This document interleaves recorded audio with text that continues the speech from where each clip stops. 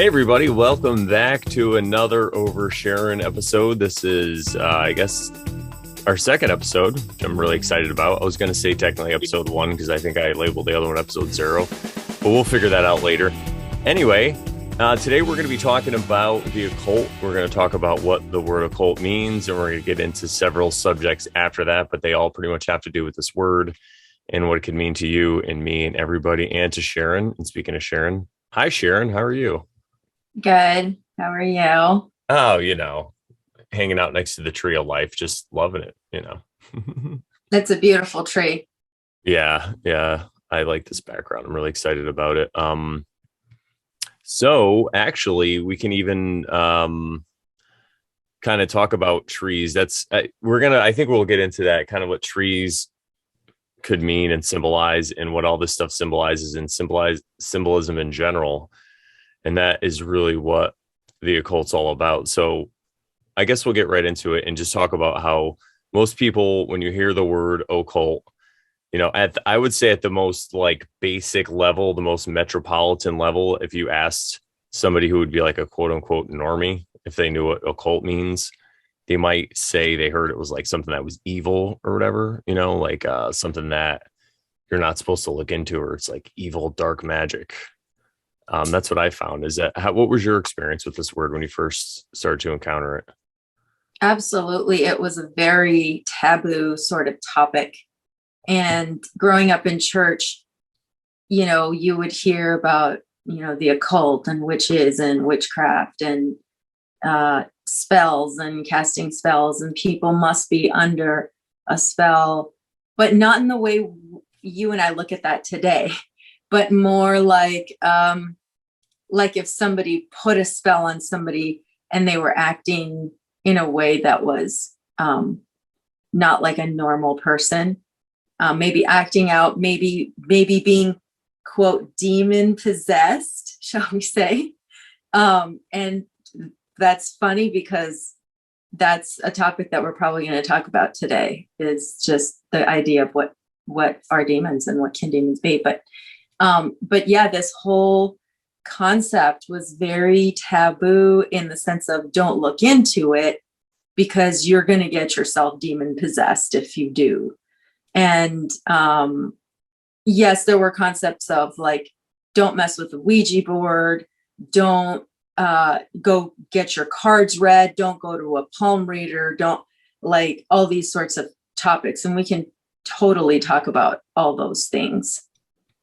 Yeah, I'm excited. I wanted to bring that up just to start basically from the beginning, just like a tree, start at the seed, right? And then you bring into the roots. And that's kind of what I remember when I was at a Christian bookstore, maybe when I was like in about 4th or 5th grade. Maybe a little, yeah, probably like maybe 6th grade, something like that. Anyway, I was in there with my mom, and we were attending this born again Christian church regularly. And so we were in there looking for some nice Christian books. And there was a book in there about the occult.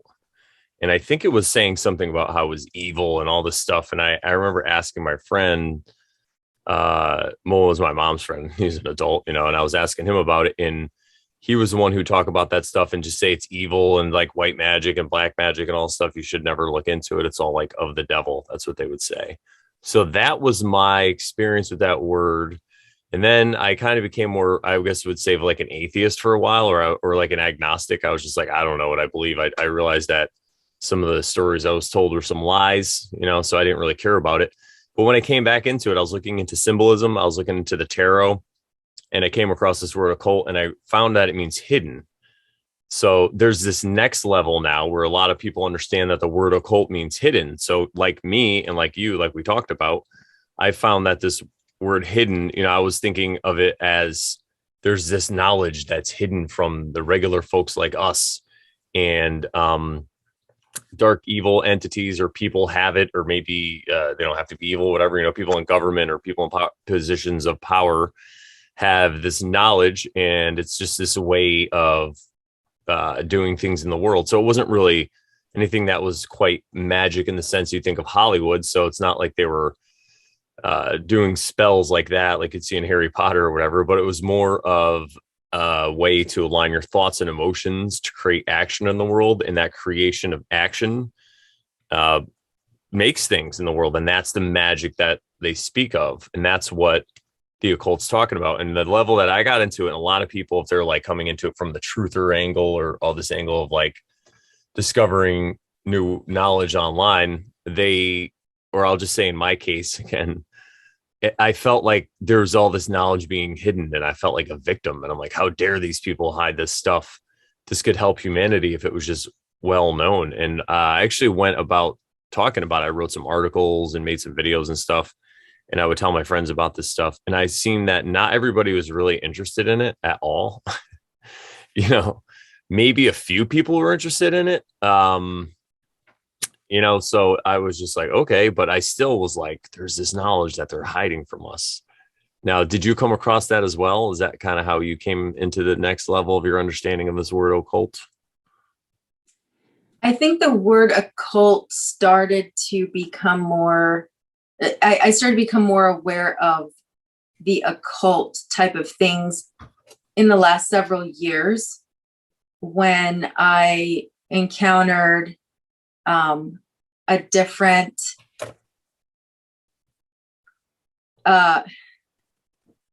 when I encountered what people term right now the flat earth, and the concept of just a different cosmology. And then I started to hear a lot of, just from videos that I was watching and things, a lot of perspectives from people saying that, oh, this was hidden from us. And these dark occultists, or these, I don't even know if that's the words they were saying, but like these people, the Illuminati, or, the Freemasons, or the occultists, they're hiding this from us. And that's probably when I started encountering it a lot more. But I think prior to, because that was back in 2017, prior to that, I had heard of these concepts of Freemasonry and the Illuminati, but I hadn't really looked into them. But what you mentioned about people not really being interested in it, it reminds me of Mark Passio, because he talks about how he has tried to tell people, and he's tried to do all these seminars and teach people about all these things. And he's just very surprised and very, he's frustrated, I think. And he shows his frustration that people don't want to know about this. And I think it's kind of funny a little bit that he gets so frustrated, because, in some ways I feel kind of bad for him, because he really just, whoever's going to see it is going to see it. And if people don't want to see it, they just don't want to see it. You can't woke rape somebody, Yeah. Yeah, I hear you. They're just going to see when they want to see it and when they're ready to see it. I think a lot of people are starting to realize that, and that's where we're starting to get like a split in a division in people, because, in the beginning of a lot of this division, there was people on one side or the other, and there's a lot of people in the middle, or there's a few of us anyway, that were trying to like be like, hey guys. And now it's more, we were like, hey guys, what you're arguing about is pretty much, you're on the same side, you just don't realize it, stuff like this. And it just wasn't getting the traction that it should have. I think, well, it just wasn't getting the traction that I thought that it would, I'll just say that. But I think a lot of people are starting to realize that now and get it. And I feel that that's might be one of the reasons why Mark isn't producing as much live stuff. I don't want to speak for him. I don't know. I know he does have that Teaching Natural Law documentary that's either out or out soon. So I'm really excited about that. Oh, that's right. I don't think it's out yet. Yeah, it's either going to be out soon, or it's like, yeah. So I'm really excited. I just got something about it, but I've been super busy myself. But what was I going to say? Yeah. So to bring it back to what you were saying, so it's like hidden, right? So we're like, well, who is this stuff hidden from, and why is it hidden, and how is it hidden? And again, to go back to what we were talking about, when we encounter our friends or other people and we're telling about this information, their eyes seem to glaze over, right? And then so after a while, like what you're saying with the woke rape thing, you can't really, once you start to realize you can't really wake people up, they have to come to an understanding of the world on their own, to really grasp this. Unless they're, people can directly ask you questions and stuff. That's really not what this is about. This is more about people just not ready to face things in their own life. And so because of that, these little lies that they might be telling themselves, they don't want to see bigger lies that are around them. Because this little lie, even if you wanted to try to wake somebody up to whatever was going on, that is a little piece. It's like a cornerstone in this giant, I guess we could say, tower, because we talk about the tarot a lot. It's like a piece of the tower that the whole thing would crumble. So, and again, these aren't judgments, because we've all been there, and I'm probably still there right now about something right now that I just can't see, or do see and don't care to work on or whatever. But yeah. So when you start to realize that people, like I said, you just can't woke rape people. If you keep going on that thought process, you start to realize that it's like, oh, this stuff is hidden. All this knowledge of how to align your thoughts and emotions to create action, how to master your brain instead of being a slave to it, where you're, there's this saying that the brain makes a great master. I'm sorry, a terrible master, but a great servant. And when you start to realize these concepts, and like I said, you integrate them in your life and your life gets better, and you try to tell people about it, they don't want to hear it. You start to realize that it's all this stuff is just being hidden from the people who don't want to see it. It's really hidden from them by them. There's really nobody, quote unquote, hiding this information in this age, maybe other ages, but right now, especially with the internet, all the stuff that's available, it's kind of like people are blinding themselves with whatever stuff that they want to do. And it's mostly, we call it escapism. And again, these sound like harsh judgments, but we're just all, well, I'm just coming off a life of doing it all myself. So that's how I could speak so frankly on it. Yeah. So that's how I started to get the understanding of the next level of the word occult. And it started to sink in. And I know we had a conversation about this. So how do you feel about that? And what was your understanding, and how did it start to change on this word when you started to realize that? Well, I wouldn't say I'm at the point where you are exactly yet. I mean, I do see a lot of the people do things to themselves, like they hide stuff from themselves so that they don't have to deal with it.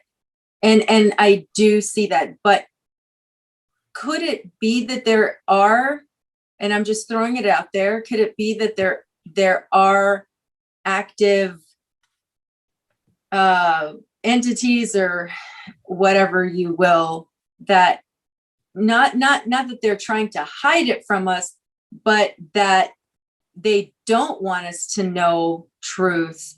So even though they still somehow have to tell us the truth, like the whole hidden in plain sight concept, but they really, it's almost like the TV programs people to not see it. And so when they, you okay over there? Oh, so yeah. So when they do see it, they're triggered to not pay attention to it, or to just think it's just normal or whatever. Just kind of like what we're seeing today, which is like, oh, the government loves you and they're trying to protect you, and so they're going to tell you exactly what to do. How dare you, Sharon? No, I know exactly what you're talking about, and I'm glad that you brought this up, because I feel that, yeah, okay. So if you're gonna say, is there a they? Is there a group of people who benefit on people in society who we would, that are just living their daily lives, working, paying taxes, voting, all that stuff? Or is there a shadow entity behind the scenes that's controlling everything? Well, that's really an interesting question, right? And I think I'm glad you brought that up, because I did want to talk about that for sure. And the short of it is, we'd have to break it down, right? So is there a shadow entity behind the scenes? Okay, sure. I think there could be. I don't want to make claims, and I really only like to talk about what I can prove. But yeah, I'll entertain that idea. I think there's some evidence of that. You could definitely find evidence of it, especially if you go into the past.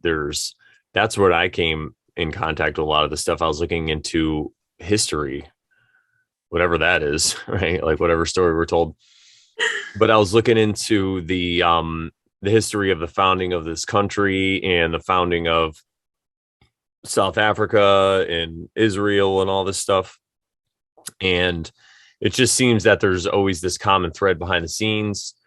And a lot of stuff was written by these people who founded these countries about how they want to control people and maintain, and how they're going to maintain this higher class of people and the superiority of people who like control, and in the future they want to be the controllers. They want to have the whole society autonomous, and it'll be or an autonotom society. I don't know if I use that word correctly, but you get it. Like a 1984 scenario, Brave New World, all this stuff. So, and could we be headed there, or are we there? I think, yeah, the things we talk about, it's just like the word occult. All this stuff could be true on certain levels. And I'm not saying like I'm some person who doesn't believe like in a truth. But what I mean is, it's just from a different perspective. So yeah, there could be people behind the scenes. I'm not doubting that. But then we move into the next part of your question, or the question that I stuffed into your mouth, which is, are they controlling everything? Are they controlling everybody? Are they actively making everything happen that happens? That's a really complicated thing to say. Now, they could be spending a lot of power, money, and influence to influence what's going on. They could create certain things that happen. We talk about events that you see on the news, and things happen, terrorist attacks. People will say, wow, I don't know if that was real. I think the government was behind it. I think someone else was behind these things. That could also be true, and that people could be controlling these things that happen.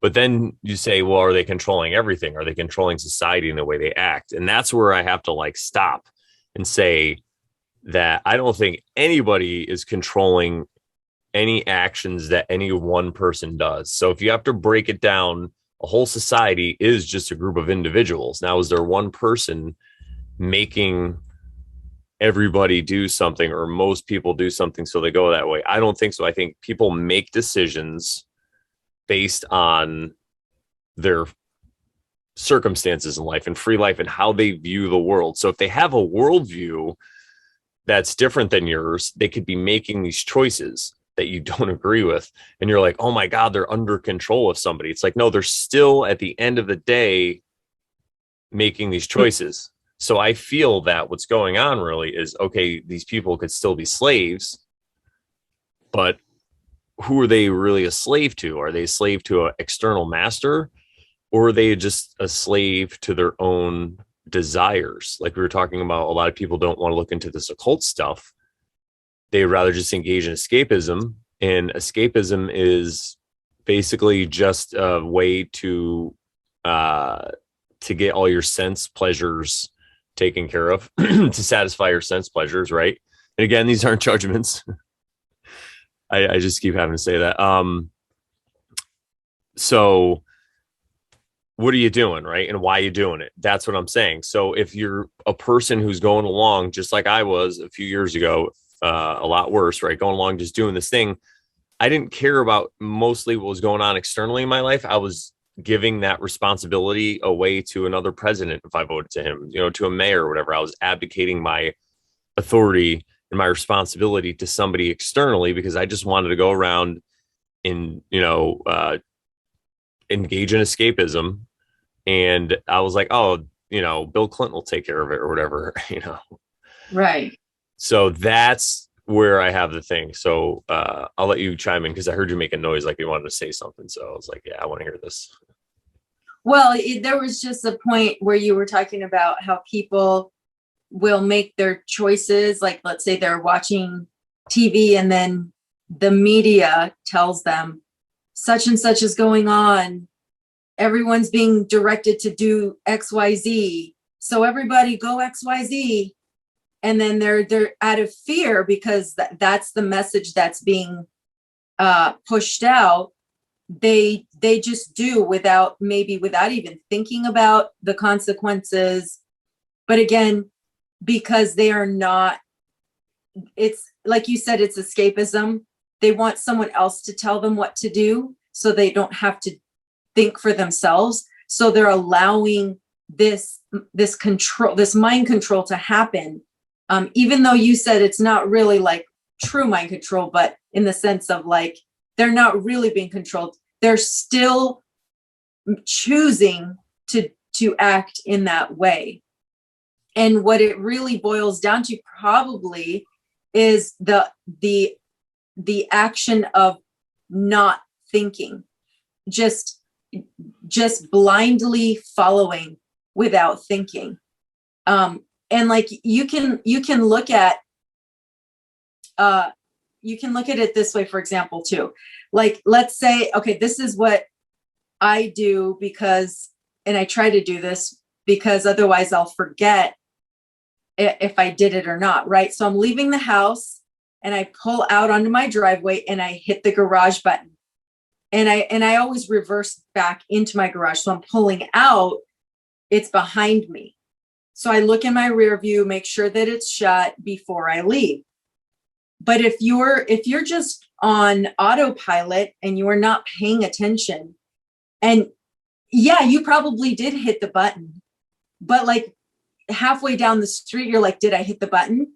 And you don't remember looking at the garage door to see if it was shut. So you're just on autopilot. You're just letting yourself do these things without thinking. So when you actively think about what you're doing, you're actually participating in the present moment. And you're making sure that you're doing the things that you needed to do so that you don't later on, you don't have to come back around your neighborhood and drive in front of your house again, or shall I say travel in front of your house again to make sure that you closed your garage. Because I have had to do that before. If I say to myself, shoot, I don't remember looking at the garage door but every time I come back, it's always closed. I've never had a moment where, I don't think I've ever had a moment where I come back and it's open. You want to hear a funny story? What? This is great that you bring this up. So a couple of weeks ago, I was at my DJ company and we have a building with a garage door and you can actually pull the vans in. It's a pretty nice building that the owner was able to purchase because we're such a good DJ company. Shout out to lightscameradjs.com. Anyway, so I was going to stand, but I can't stand for it.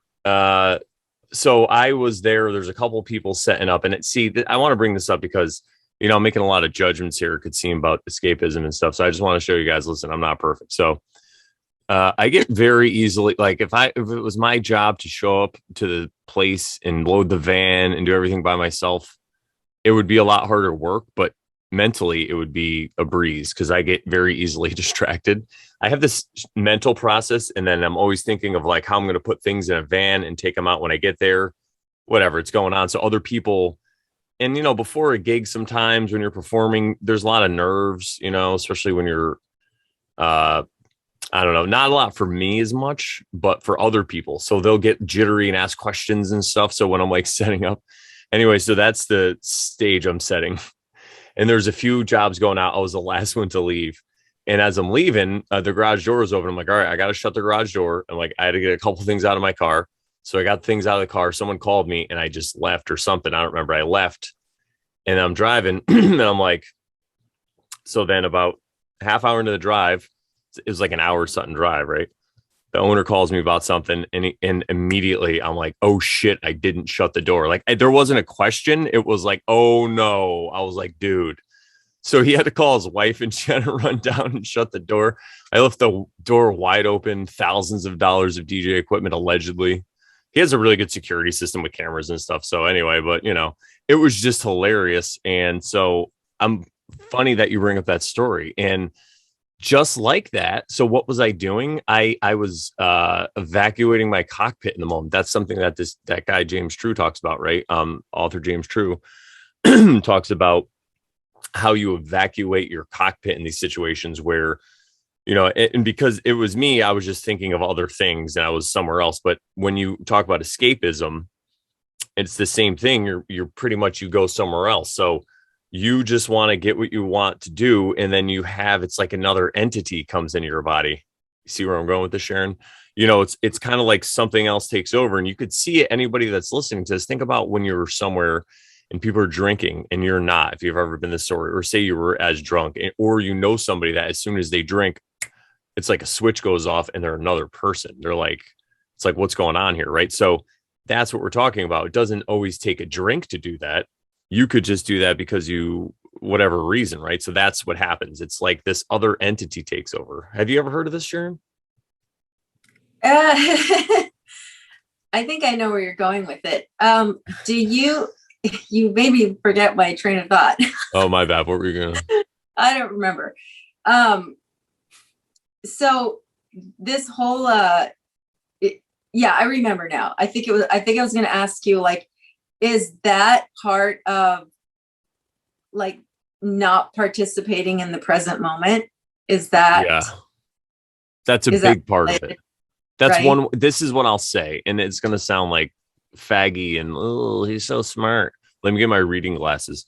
Words, Sharon, are just a way to describe things. And when you say I want to be in the present moment, it means a lot of different things to a lot of different people, and that's a lot of it. Yes, when you are in the present moment. I'll give you a good example. When I was doing, I talk about this a lot in my book at shadowwork.com. You can go get my book. I had to overcome some severe intimacy issues in my life, and I was sleeping with women, and but I wasn't really doing it in excuse me. So I'm getting choked up, a malicious way. But I would just let them know, I would say, listen, I don't want a relationship. It's just, I can't, whatever. So, I was upfront, but I got to a point, and this is funny because it involved a lot of I was smoking some weed at the time, and it kind of was like putting me more in the present moment because I was meditating as well. So that's why I don't just recommend. People are like, oh, you smoke. Should I? Somebody actually was asking me. I'm going on a tangent, but it's all right. People love it. We're oversharing here. This is what we always do that.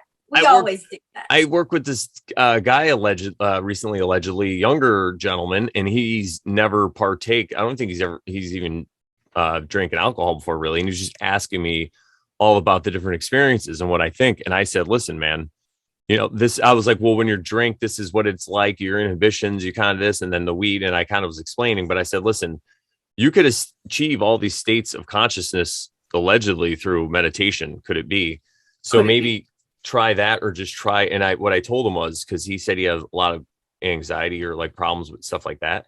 And I said, the mind, like I said earlier, can be a terrible master, but a great servant. So if you could learn to be more in the present moment like that stuff, it'll help you, And now I'm not saying anything bad, obviously, about marijuana or anything, but it just depends on your relationship with it and stuff, because it could spiral you out in different areas. And I found with a lot of this meditation and being in the present moment, I've even done other psychedelics and stuff, and it's allowed me to stay at the center of the circle because I know what's going on. So no matter what I see, I'm just like, okay, I get these feelings. Even now, sometimes I'll be like, oh, and I'm like, why am I feeling? Oh, because I'm listening to this depressing song. I didn't realize that came on. I'm like, I just got to put on a different song, and I snap myself out of it. And that's a lot about what meditation is. You're just in the present moment, and you start to get these feelings and despair. And then you're like, wait, what? Why did I feel this way? And then you look around, you're like, look, it's a nice day. There's a tree of life behind me. It's sunny out. It's summer. Why am I feeling like this? So it's just all about that little baby steps. That's that tangent where that went. That's what I said to that nice young gentleman. And what was the other tangent that I was on? Well, let me just say this. Yeah, go ahead. It's on that tangent. That could it be that, and I can't remember if we talked about this before, but could it be that they say our bodies produce DMT on their own? So could it be that when we put ourselves in such a state, we don't need the exterior DMT process or device or substance to activate the DMT, but we can produce it ourselves, perhaps through things like meditation. And then that itself can bring us into more awareness. Yeah. And while we're over Sharon, I've heard you can also get there through near-death experience. There's people that think that's what DMT is all about. You get like a dump. Have you ever had have you ever had something happen to you where you thought you were going to die and your life started flashing before you're in between your eyes?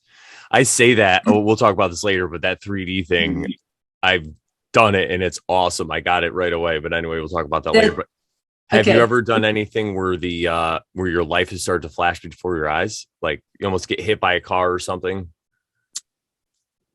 You know, to be honest with you, that's the funny part. Like I blogged about this, but I'd never had any sort of experience where I've either seen demons or angels or ghosts or paranormal activity or even felt any, like never anything like that. Well, this is more like, not to cut you off because that's what I'm doing. This is more what I mean. This could be still considered not in the realm of paranormal because it's like memories flashing back. That's what I mean. Have you ever had that happen? Then you had like memories flash back? I don't think I have, even though I feel like I have experienced what I have felt as the closest thing to like, I think I'm going to die right now. And that's because I used to have this, what is called a laryngospasm. I don't know if you've ever heard of those, but essentially your voice box like clamps down. So like your voice box is like, it's like this. And then when you're talking, you know, it's doing this, right? So like when, for example, when somebody would say like, oh, it went down the wrong pipe, and then they cough a little bit and then they, you know, take a few seconds and drink some water, whatever, and then they're okay. Well, that would not happen to me. What would happen to me is that my voice box would actually just like close, and there was only a tiny little space. So like I would be breathing through, like if I was going to try to breathe, I would just be like, because I couldn't breathe. My vocal folds had closed, and that it would stay and hold for like seconds, for many seconds, like wow, 20, I don't know how long. So you're kind of like, could I just pass out and just die right here? Like, I don't know, but never. And that happened to me multiple times. And my lifestyle change in 2011 and forward, I think really helped change that, because I think I had one in 2018. That was actually the worst one I've ever had. But after that, never had anything like that again.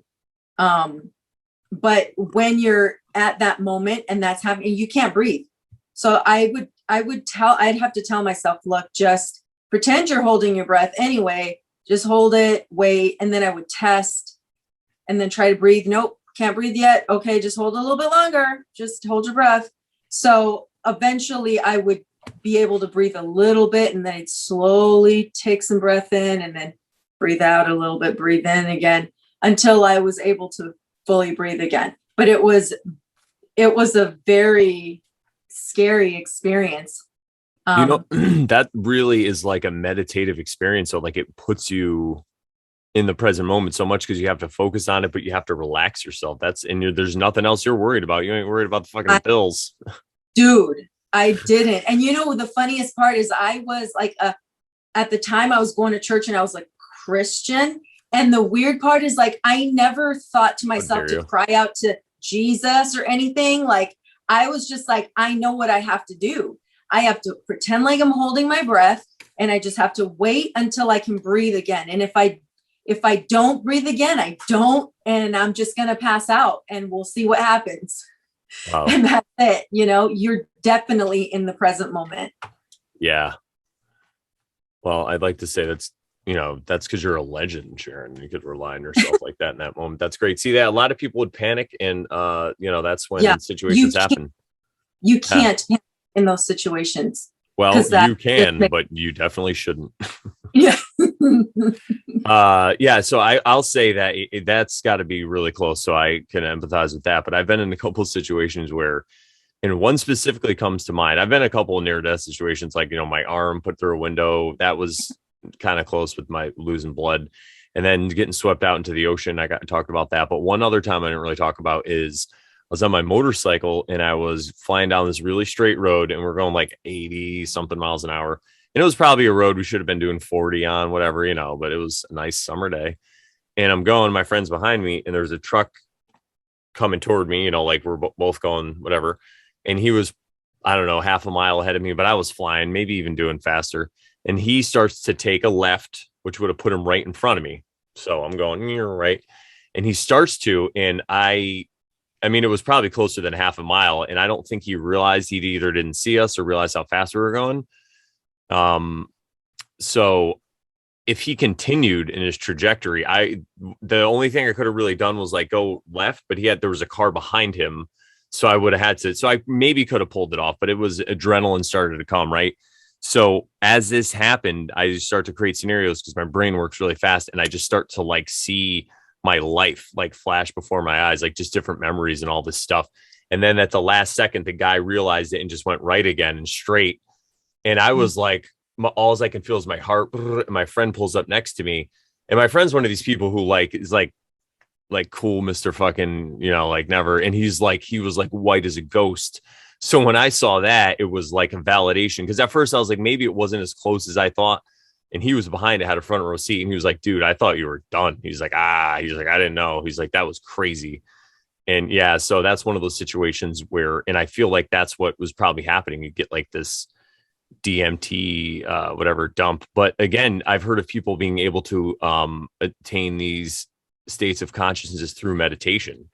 So, do whatever works for you. I would say that's what this is all about. Because if you say, oh, this is what I heard and this is what I heard you should do, and you just do it, it's more about what you want to do and getting to know yourself. And in my own situation, it was like a beautiful experience of getting to know myself and doing things. I've tried several things like microdosing things and all this stuff allegedly. And I just went at my own pace, and I just stayed comfortable with it. And, it was a real awakening. But the meditation, again, was the key. It's like the lost key behind all this other stuff, weed, drugs, all this stuff, alcohol, all this stuff you can do. And it would just be escapism also. But if you're Exactly. focused in the present moment, it could actually be an enhancer, it could still be abused, but I'm not trying to. But yeah, and that's what I'm talking about. It's about that enhancement. Are you in the present moment? Are you enhancing your life? Or are you just trying to get away and escape and dream all day?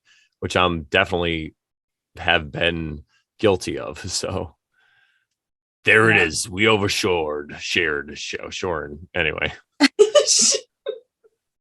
Sharon, back to you. Okay.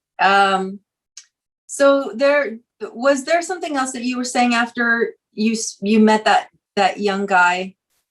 Was there anything left? I did circle back with that because you put me back on track. Yeah, and it was just to say what I said about that other story about like your life flashing before your eyes. And I think there was something else, but that's probably what going to lead into the next thing. It's really just about evacuation. So I was talking really about before when you evacuate your cockpit, the way that guy James True puts it, which is really good analogy for me because I used to work on airplanes in the Marine Corps. Yeah, guys, I'm like the Forrest Gump. I've fucking done it all. Sometimes when I'm telling stories, I feel like I'm lying.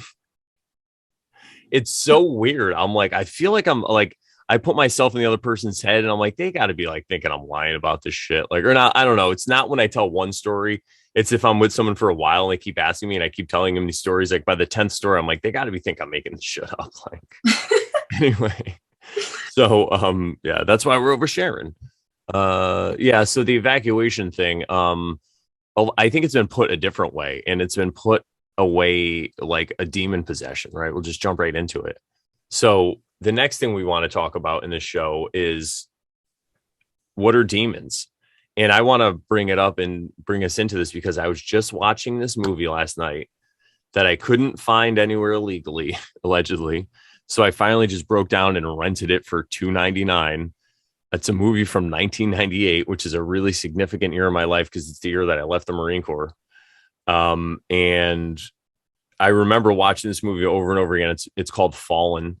It has Denzel Washington and John Goodman in it, and Sutherland, Dennis, the big Sutherland, the older Sutherland guy, whatever. Not Keith, brother. Donald Sutherland, the dad, I think is, or whatever. But that guy, and it is a really, really good movie. It's about demon possession. It's about this demon named Azazel who can, by touch, he can only exist inside humans, right?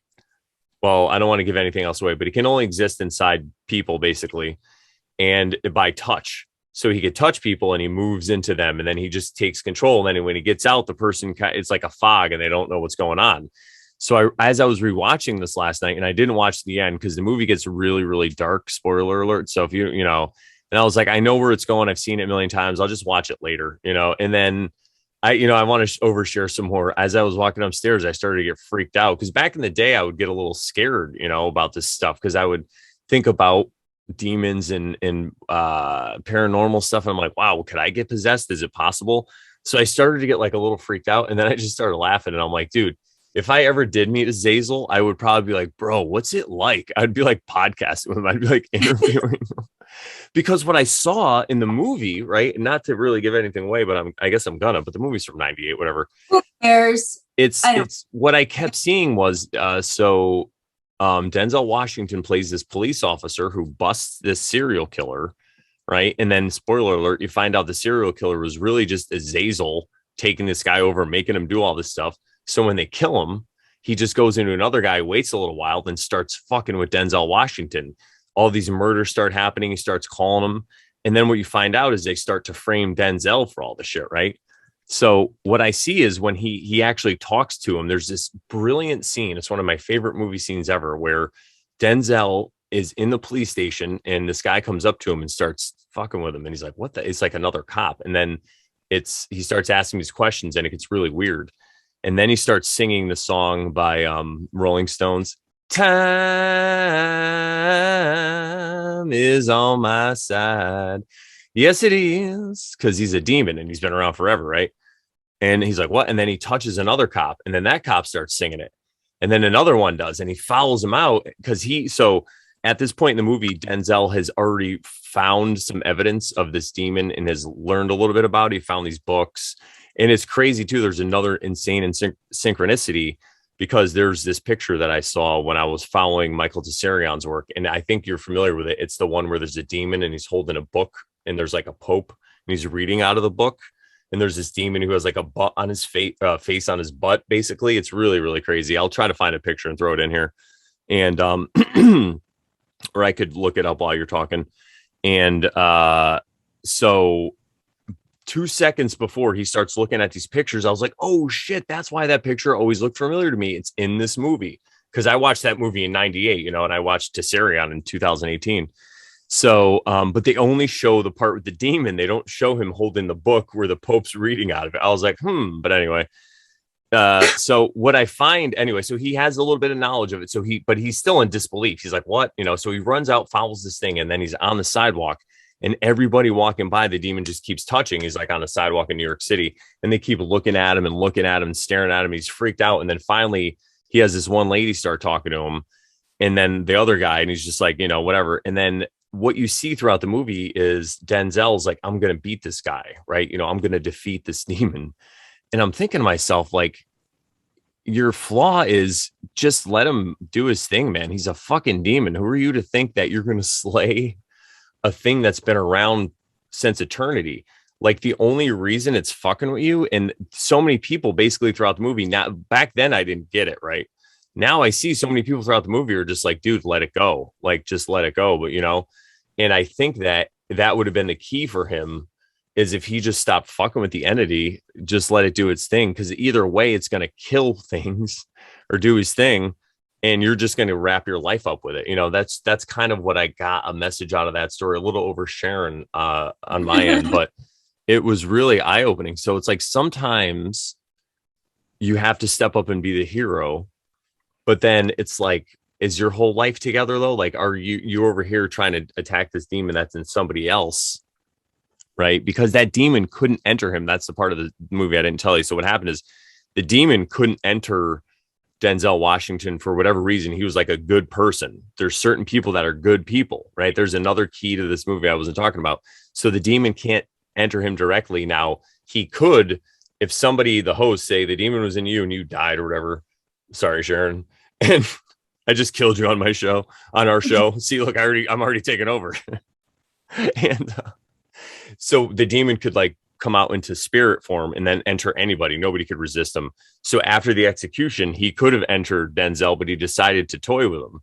So Denzel could have just went on his way and never would have had to worry about this demon ever again. But he chose to go after him and to fight him. But again, the demon was in everyone else. So it's like he's pointing out. So if you look at it as allegory, it's like he's going after everyone else in that demon and everyone else when he isn't right within himself. It's like, why are you trying to kill this demon? Like, there's other things, aspects of yourself that you have to maybe address. Like they talk about a failed marriage in this, there's all this other stuff. So it's crazy when you look at it from another angle. And to bring it back to what I know you want to talk about is demon possession. So is demon possession real, Sharon? Well, that's not well, it's not exactly demon possession, but yeah, that's an aspect of what I wanted to talk about. Because I have heard many stories from many different people talking about how they've had encounters since they were young with entities, whether demonic or maybe even angelic, but mostly you hear about demonic entities that people encounter, and whether it is via like sleep hypnosis, or what is that called when sleep paralysis, when they're having a dream or whatever it is you want to call it, a hallucination, whatever it is, and they're seeing these spirits or these demons that are trying to like choke them or mess with them or hurt them, and it's almost like they're awake, but they're able to see these things, these entities, and they could be very young too. They could be small children and having these encounters. So my question is, what are these things if they are, so many people encounter them, and I can't relate myself. I cannot relate because it's never happened to me. None of that has ever happened to me. So all I can go by is stories from other people. And I would like to maybe speculate on what those things could possibly be. Now, having said that, I have speculated on this concept of the devil and Satan, whatnot, right? And I just think to myself, could it be that this concept of the devil or Satan or whatever you want to call that entity, because a lot of people have given him other names like Azazel and all these other things, because there's lots of biblical texts and extra biblical texts that name certain demons. But then I think to myself, well, why does he have 12,000 different names?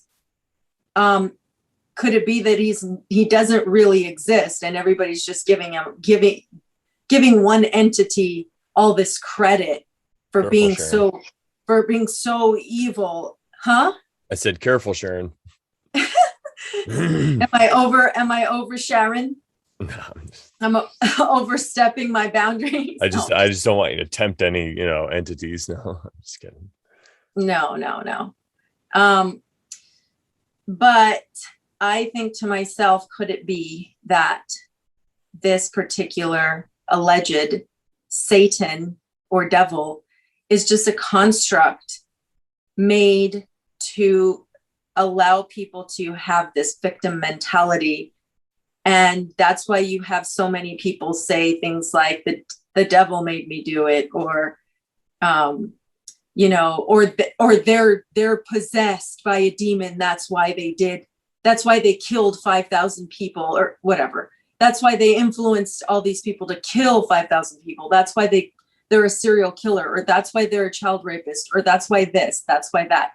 It's like to me, it's like a victim mentality. And it's more excuse for like, well, I didn't do it. The devil made me do it. Right. And I go back to some of the lectures, or shall I say sermons preached by Bill Donahue, when he talks about there's only one power. And he's like, if I were to mess with electricity, I'd burn the whole house down. He's like, but when someone who knows how to use the power, he's like, lights turn on, the AC is functioning, everything is working. So he's like, it's about misuse or correct use of the power. He's like, there's only one power.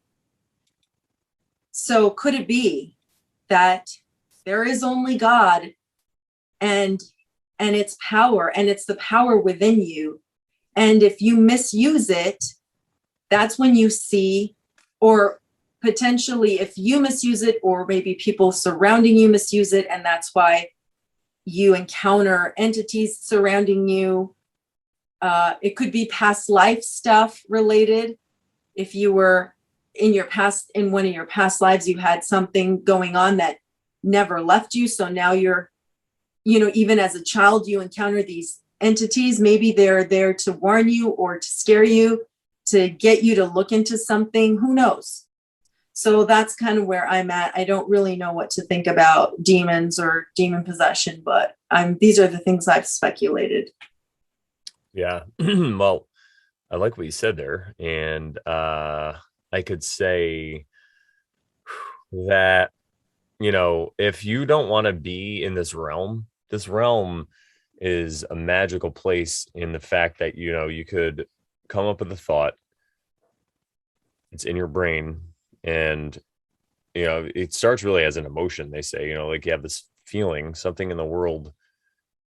That's what I wanted to say. And I think to myself, what a wonderful world. Earlier, when you were like, when I think to myself, and I was like, when I think to myself, if you don't want to exist in this plane, in this world of creation, I think there could be other entities out there that will say, fine, hey, if you don't want to exist, I'll surely come take your body over and let it happen and do what I want. Or I'll put it this way.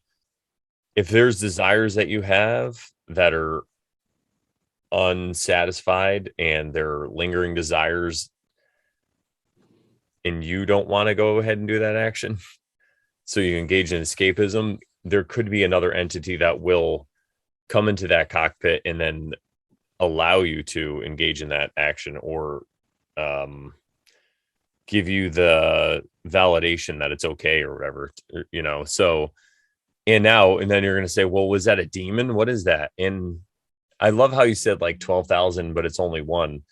And you're right. And other people are right when they say there's so many more that they name in the Bible, that there's all these demons, because feel there's several different ways to look at this. One way we can look at this is that if we're talking about different planes of existence that people talk about, and different dimensions or whatever that these creatures might come from, like people say like Anunnaki and like aliens and gray aliens and stuff.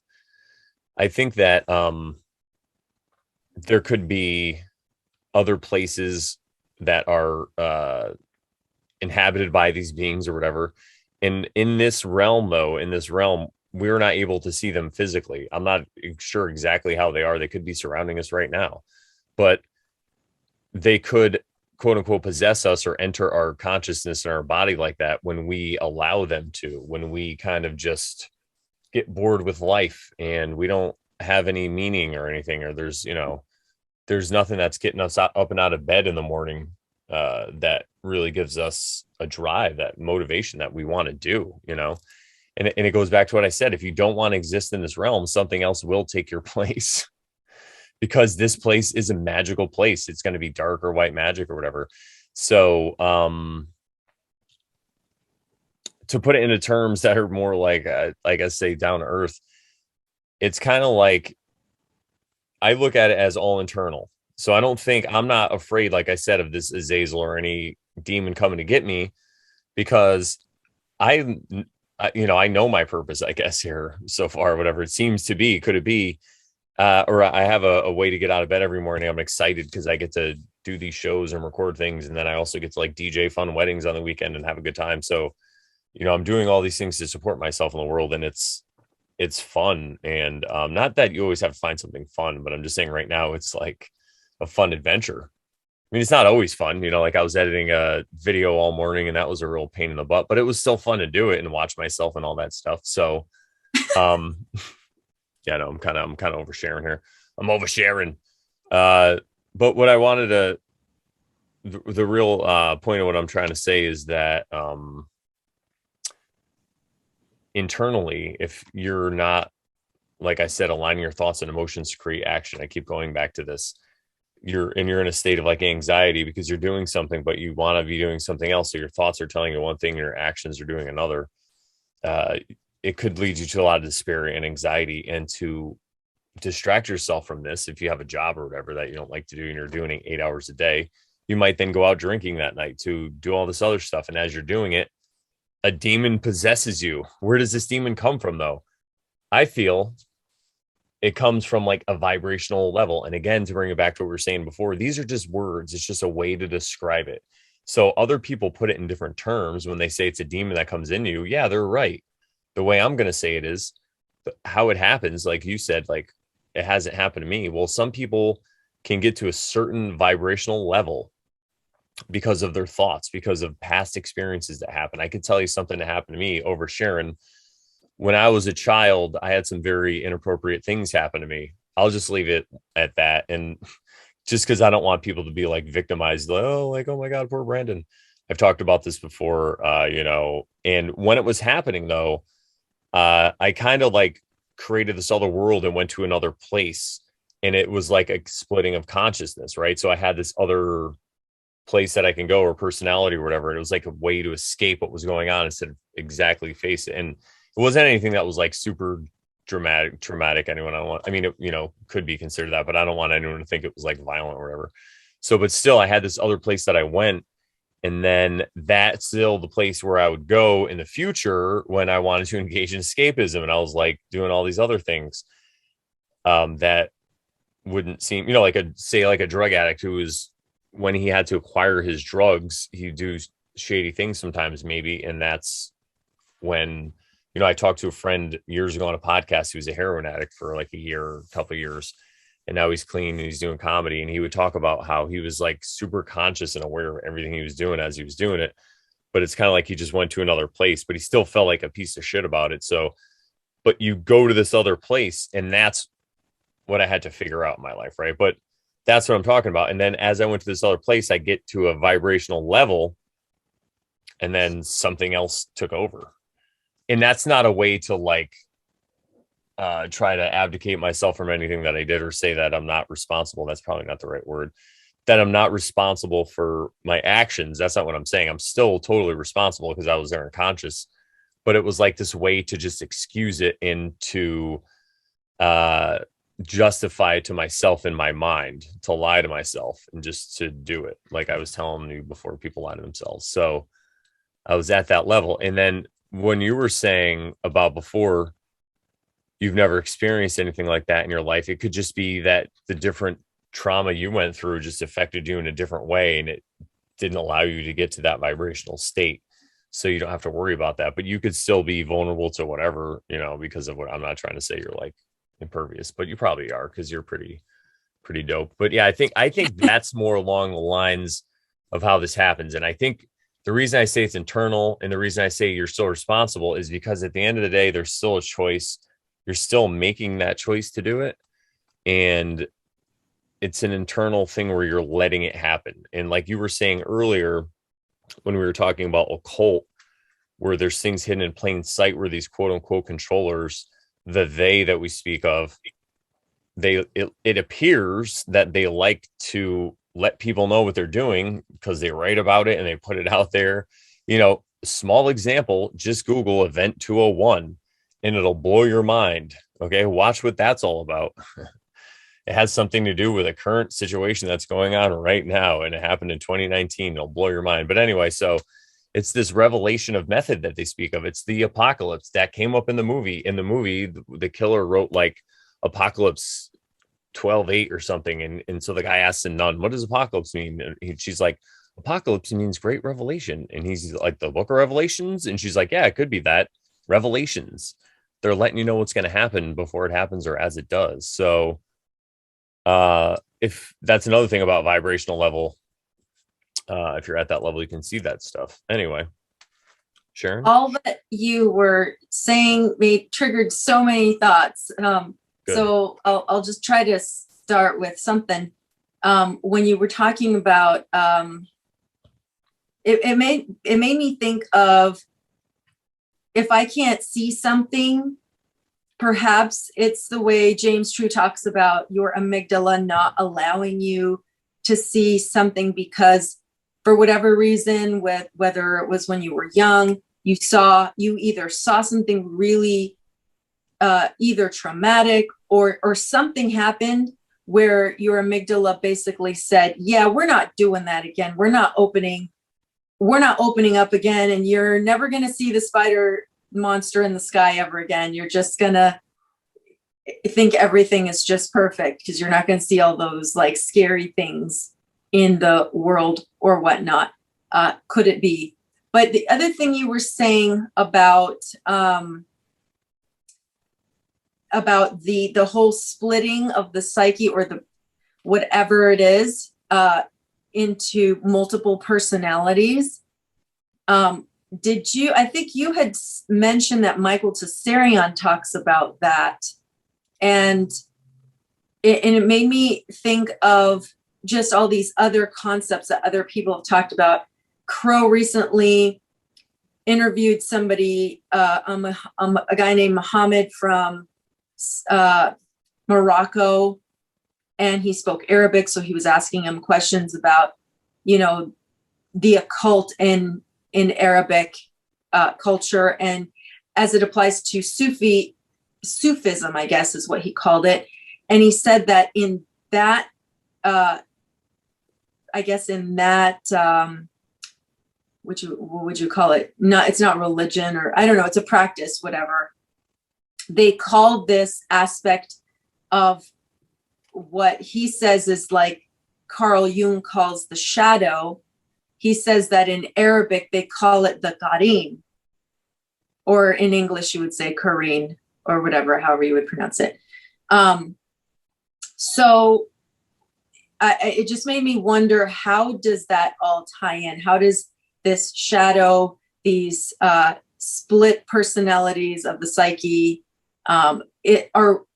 when things like that happen to us at a young age that are traumatic, and does it really split our psyche so that, because then that explains, I would think that explains a little bit of the demon aspect, where you can say, well, these are your demons. Not that, not to make anybody feel bad, but it's just that it's just a word we're using to classify what we're trying to talk about. But it's basically, it's your split personalities. And could it be that when you're aware of, or when you're in a place where that particular personality is acting out, that it may present itself as a potentially look like in our minds, and we hallucinate a demon entity because we don't know what else to call it. We don't know what else to label it. So we create that in our minds as what this thing is. So I'll let you speak because I'm just over Sharon and over Sharon. Out loud. No, I'm picking on you, of course. Yeah, so I think there's a couple different things. First is with the shadow, there's Michael Tsarion talks about, he believes it seems that there was some kind of traumatic event that happened in human history where, think of like a cataclysmic event where there was like a bottleneck where only maybe a couple thousand humans survived it, and then from there the rest of the humans branched out. So if it was a time of, people talk about a flood, meteors, whatever the heck that was, whatever, if there was some kind of reset where things were really crazy for a while and people had to do nuts and insane things to exist, maybe go underground in caves. I mean, all these stories you hear. Um, it's quite possible that because of that, there was this event that everybody who's alive now is related to somebody who experienced it, and it's passed down trauma. So that's something that's collective. Like epigenetics. Yeah, yeah. And again, going back to what you said with the words, I don't know exactly, like, I don't know if there's like parts of the brain and it like split. I don't, I'm just, these are again just words to label of understanding, and a lot of people have talked about this, so that's why we use these terms. And it goes back into like Jungian analytics and like all this psychoanalysis stuff. So we'll use those terms because that's what most people are familiar with. But just so people know, we're not like hardcore on this stuff. Like, yeah, but yeah, exactly. So people, and then so we have that going on. So that's a collective shadow. That's what's going on with with everybody. Now, there's some people are more aware, and there's a vast scale of it, but you could make a claim that probably there's a way to get a bunch of people to do something if you were aware of this, and you can manipulate it through fear, like you were saying earlier. Again, it's still those people's fault because they have free will, and they could choose to stand up and not fight that fear, and people do it every day. I mean, stand up and fight the fear. Right. People do it, just not in the society right now. It doesn't seem like the majority of people do it, but whatever. Anyway, so that's that. And then you get the second part where I was talking about before with the individual trauma, right? So then something happens to you as a person when you're younger, and most everybody experiences some form of trauma. And a lot of people aren't aware of it, but a lot of it has to do with just, your parents putting you in school or whatever it was. It's just the way society is. I feel that that's another reason why people are like, oh, we're controlled, because society is set up in such a way to create people who manifest the behavior of slaves, to be dependent on exterior sources for validation, to work for somebody else for a paycheck and all this stuff. And again, these aren't judgments.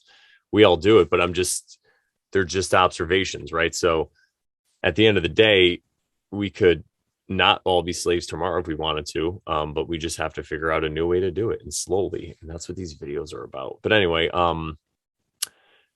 so going back to, go ahead. I was just going to say, I have one final question or one final thought, but if you wanted to finish up with that first, then I can ask you, or we can speculate on one more topic. And it shouldn't be a very long one. No, go ahead. You go ahead, ask your question. I was just talking about, that's where, that's kind of like the place setting for where we're at. And then that's where the work is. You do it individually. And then as we heal individually, it gets healed in the collective. So it's like the inverse of that is, hey, we're going to elect one person that's going to save the whole world, or save our whole country, or save all of us. Or we could do the work inside, heal the wounds from the trauma, whatever it is, the split, figure it out, become the master of our own minds. And then as we do it, people see that, and then they want to, not everybody, like we said in the beginning, woke rape. Some people are going to be like, wow, what the fuck are Brandon and Sharon doing? I want to do it too. And then they start to figure it out in their own way. There is no one way. There are many paths to the mountaintop, right? So we just become. I just got disconnected. My internet went off. But anyway, what I was talking about was basically, so instead of electing somebody else to go do it for everybody, it's like, it's an individual process. And as you do, other people see it, and then it just spreads. And that's how I see the future going. So that's why I'm excited, because we already won. So I'm not even worried. It just depends on your point of view. And I'll say this again, and I say it all the time, and I love it. And it's like, just like the battles in the Civil War that we are taught about, that allegedly, that after they signed the treaty and the war was over, there's these battles that happened in like Louisiana or whatever, where these people got out in the field and LARPed and killed each other, and it didn't matter because the war was already over. So whoever won the battle, it was. And if you knew that and you got there and you had advanced knowledge that the treaty had already been signed, they would have looked at you like you were crazy. And if you went out on that battlefield to stop them, they would have shot and killed you probably. So it's like, what do? You save who you can. You know, guys, come on, let's get the fuck out of here. We already won. Yeah. Yeah, go ahead. So the last thought that we can probably end with is this concept of because we talked about the the evil entities and demons and things like that, but what are the spirit guides and things like archangels and guardian angels? Because in the world that we, or I should say, in the community that we're in, and some people would call it the new age, but I don't call it anything.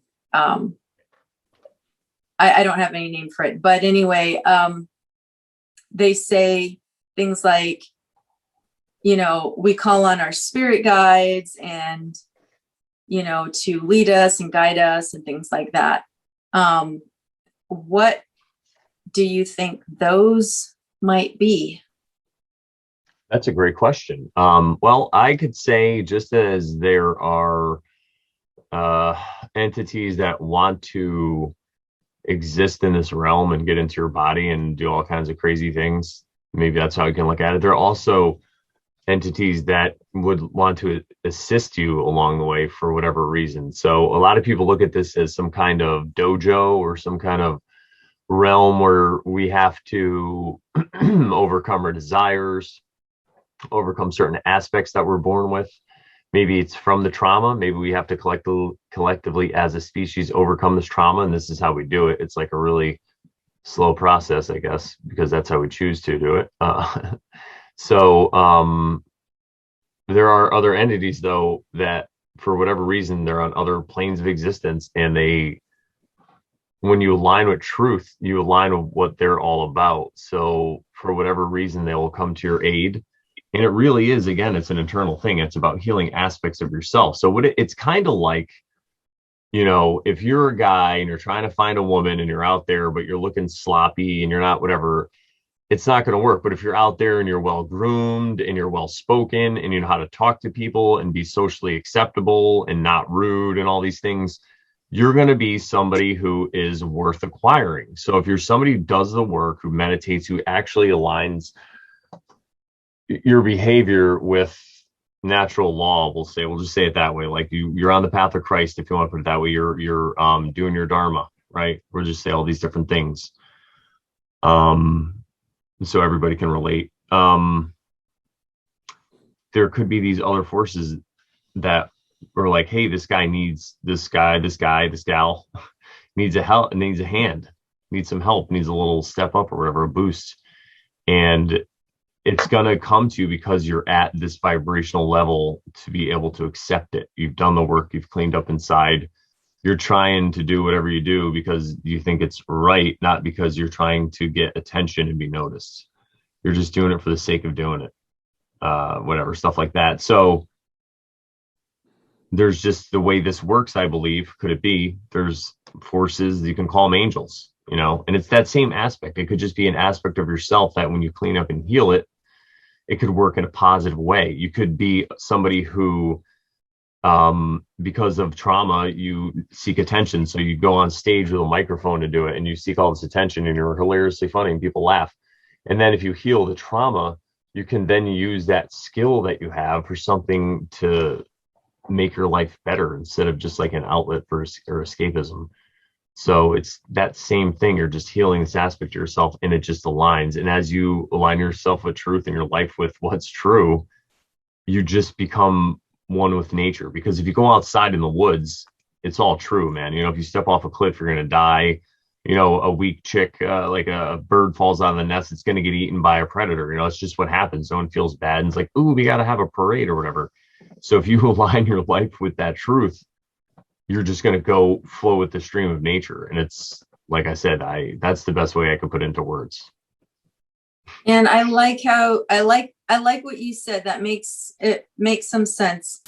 And it reminds me of what our friend Michelle was telling me the other day, because she and I were chatting, and I had mentioned how because she sent me a couple of things to like meditate on, and how to do a couple of these meditations that she had. And she also told me about like how to set up your aura for like protection, and perhaps even, I don't know, other things for setting everything up in your realm, in your area for protection. And I told her, I just feel like I've always been protected though. Like and I'm not trying to say that it's not good to use those methods to add that layer of protection around yourself. But I don't know how I was already doing that, because I have come to places where I have just near missed an accident multiple times, where it could have been really bad, a really bad accident. Times where like I did leave my garage door open and I didn't notice. I like literally went to work, came back, and like everything was there. Like the garage was open and everything was there. Nobody had touched anything. I mean, so yeah, it's just like there's some level of protection that was there, and I didn't know how to explain it. I still don't know how to explain it, but I like what you said about it.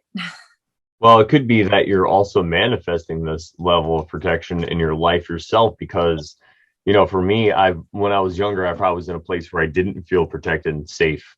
And so that's why I was able to know that it was possible. So then for me going forward, every future scenario where it could get a little shady, I'm like, oh no, this could happen, where I'd have that loop where maybe you didn't have that installed. So you're just like, oh, it's going to be safe. I'm going to be fine, because those were all your past experiences. And because of that, you're in an upward spiral of positive motion, because you have that belief that you're going to be okay. So you're like, I'm going to be okay. And you are just okay. It's fucking great. It's like a positive affirmation. I always felt that way. I always felt that everything was going to be okay. I didn't know why, but I just always did. Nice. That's awesome. I think that's a great place to end it for today. What do you think? I like it. Yeah, I agree. Awesome. I concur. I concur. That's great. Everybody, very well. If you want to hear more, see more, to get in contact with us, my website is morelawsmoreproblems.com, and my email is brandon@comedylol.com, and comedylol.com is up and running. So if you want to go check out old episodes of all my podcasts and the Terrible podcast. And I also want to give a shout out to Michelle, because you mentioned her name, and she was on the Terrible podcast, and she's going to be coming back shortly. So check her out. It's on our YouTube or at terrible.com. You could listen to that episode. It's a really good one. And yeah, anything else before we go? And remember, if you're not over Sharon, you're not Karen. That's right, everybody. Bye.